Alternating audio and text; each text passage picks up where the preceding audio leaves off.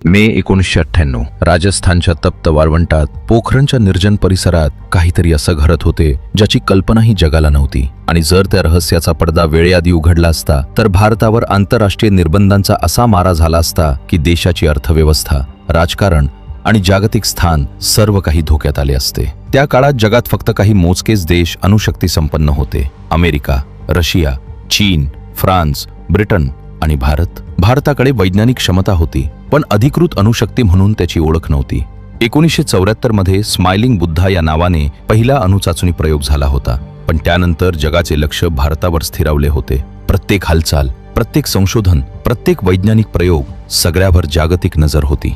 1998च्या सुरुवातीला दिल्लीमध्ये पंतप्रधान अटल बिहारी वाजपेयी आणि त्यांच्या राष्ट्रीय सुरक्षा सल्लागारांच्या गुप्त बैठका सुरू होत्या. त्या बैठकींमध्ये एकच प्रश्न सतत घुमत होता: भारत अणुशक्ती घोषित करणार का? हा निर्णय केवळ वैज्ञानिक नव्हता, तो राजकीय, लष्करी आणि कूटनीतिक सर्व स्तरांवर अत्यंत धोकादायक ठरू शकत होता.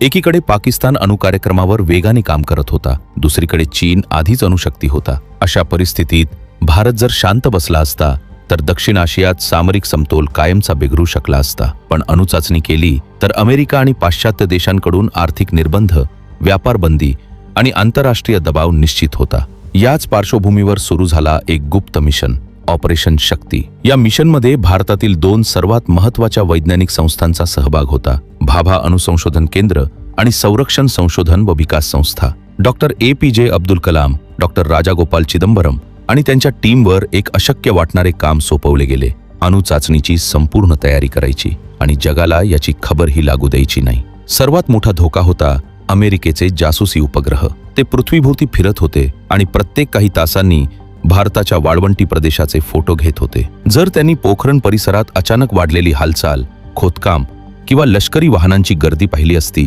तर मिशन सुरू होण्याआधीच संपले असते. म्हणून वैज्ञानिक आणि सैनिकांनी एक अनोखी योजना आखली. पोखरणला जाणारे सर्व रस्ते रात्रीच्या अंधारात वापरले गेले. ट्रकवरून नेली जाणारी उपकरणे वाळूने झाकून ठेवली जात. दिवसाढवळ्या काम थांबवले जाई आणि रात्री खोदकाम सुरू होई. अनेक वैज्ञानिकांना खोट्या नावाने ओळखपत्र देण्यात आली. काहींना सैनिकी वेश परिधान करून पाठवले गेले, जेणेकरून उपग्रहांच्या फोटोमध्ये ते फक्त सामान्य सैन्य हालचालीसारखे दिसतील. पोखरणमध्ये जमिनीखाली खोल बोगदे आणि चाचणी कक्ष तयार केले जात होते. हे काम अत्यंत अचूक असावे लागणार होते. अणु उपकरण योग्य खोलीत आणि योग्य कोनात बसवले नाही तर स्फोट अनियंत्रित होऊ शकत होता. त्या स्फोटामुळे आसपासच्या गावांवर, सैनिकांवर किंवा पर्यावरणावर गंभीर परिणाम होऊ शकत होता. त्या काळात वैज्ञानिकांना स्वतःच्या कुटुंबालाही सांगण्याची परवानगी नव्हती की ते कुठे आहेत. अनेकांनी आपल्या घरी सांगितले होते की ते दिल्ली किंवा मुंबईत परिषदेला गेले आहेत. प्रत्यक्षात ते राजस्थानच्या उकाड्यात 45 अंश तापमानात जमिनीखाली अणु उपकरण बसवत होते. एप्रिल 1998 मध्ये मिशन निर्णायक टप्प्यात पोहोचले. सर्व उपकरणे तयार होती, बोगदे तयार होते आणि फक्त योग्य क्षणाची वाट पाहिली जात होती. पण तो क्षण निवडणेही सोपे नव्हते, कारण उपग्रहांची कक्षा, त्यांचा वेळ, हवामान, वाऱ्याचा वेग सर्व काही लक्षात घ्यावे लागत होते. दिल्लीमध्ये एका बंद खोलीत बसून वैज्ञानिक आणि लष्करी अधिकारी उपग्रहांच्या हालचालींचे वेळापत्रक अभ्यासत होते. जेव्हा उपग्रह भारताच्या आकाशात नसतील तेव्हा काही मिनिटांचा छोटासा ब्लाइंड स्पॉट तयार होत असे. हाच तो वेळ होता जेव्हा अंतिम हालचाली करायच्या होत्या. 11 मे 1998 सकाळी 3:30 वाजता पोखरणच्या वाळवंटात शेवटची तयारी सुरू झाली. उपकरणे तपासली गेली, केबल जोडल्या गेल्या आणि सर्व टीम सुरक्षित अंतरावर हलली. वातावरणात प्रचंड ताण होता. काही सेकंदात भारताचा इतिहास बदलणार होता. दुपारी 3:45 भूमिगत स्फोट झाला. वाळवंटाचा शांत परिसर काही क्षणांसाठी हादरला. जमिनीखाली प्रचंड ऊर्जा मुक्त झाली आणि जमिनीवर फक्त हलका धूर आणि धुळीचे ढग दिसले. बाहेरून पाहणाऱ्याला कदाचित काही विशेष दिसले नसते, पण त्या क्षणी भारत अधिकृतपणे अणुशक्ती राष्ट्र बनले होते. दिल्लीमध्ये लगेच पंतप्रधान कार्यालयाला गुप्त संदेश पोहोचला: बुद्ध स्माइल्स अगेन. पंतप्रधान अटल बिहारी वाजपेयी यांनी काही तासांनी देशाला आणि जगाला ही बातमी दिली. जगभरात खळबळ उडाली.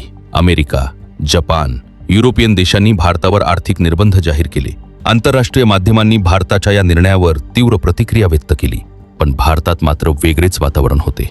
लोकांमध्ये अभिमानाची लाट होती. अनेकांना वाटत होते की हा निर्णय उशिरा का होईना पण योग्य वेळी घेतला गेला, कारण आता भारताला कोणत्याही अणुशक्ती देशासमोर झुकण्याची गरज उरली नव्हती. 11 मे नंतरही मिशन संपले नव्हते. 13 मे 1998 रोजी आणखी 2 चाचण्या घेण्यात आल्या. या चाचण्यांनी भारताच्या अणुक्षमतेचे विविध पैलू तपासले. फक्त शक्तिशाली बॉम्ब नव्हे तर विविध प्रकारच्या अणुउपकरणांची कार्यक्षमता सिद्ध झाली. या सर्व काळात सर्वात मोठा प्रश्न होता, जर अमेरिका किंवा इतर देशांना ही माहिती आधी मिळाली असती तर काय झाले असते. कदाचित ते राजनैतिक दबाव टाकून चाचणी थांबवण्याचा प्रयत्न केला असता. कदाचित उपग्रहांद्वारे पुरावे गोळा करून आंतरराष्ट्रीय मंचावर भारताला घेरले गेले असते. पण ऑपरेशन शक्तीचे खरे यश फक्त स्फोटात नव्हते, ते होते त्या स्फोटापर्यंत पोहोचण्यात पूर्ण गुप्तता राखत, जगाच्या नजरेत धूरफेक करत आणि शेवटच्या क्षणापर्यंत रहस्य जिवंत ठेवत. या मिशनने भारताच्या वैज्ञानिक क्षमतेसोबतच त्याच्या रणनीतिक बुद्धिमत्तेचीही जगाला जाणीव करून दिली. कारण अणुबॉम्ब बनवणे जितके कठीण आहे तितकेच कठीण आहे ते बनवत असताना संपूर्ण जगाला अंधारात ठेवणे. आजही पोखरणच्या वाळूत त्या स्फोटाचे चिन्ह दिसत नाही. सर्व काही पुन्हा शांत, स्थिर आणि साधे वाटते. पण त्या वाळवंटाखाली एक असा इतिहास दडलेला आहे ज्याने भारताच्या भविष्याची दिशा कायमची बदलून टाकली. ऑपरेशन शक्ती हे केवळ एक लष्करी किंवा वैज्ञानिक प्रयोग नव्हते, ते एक राजकीय धाडस होते, एक गुप्तचर खेळी होती आणि एका राष्ट्राच्या आत्मविश्वासाचा विस्फोट होता.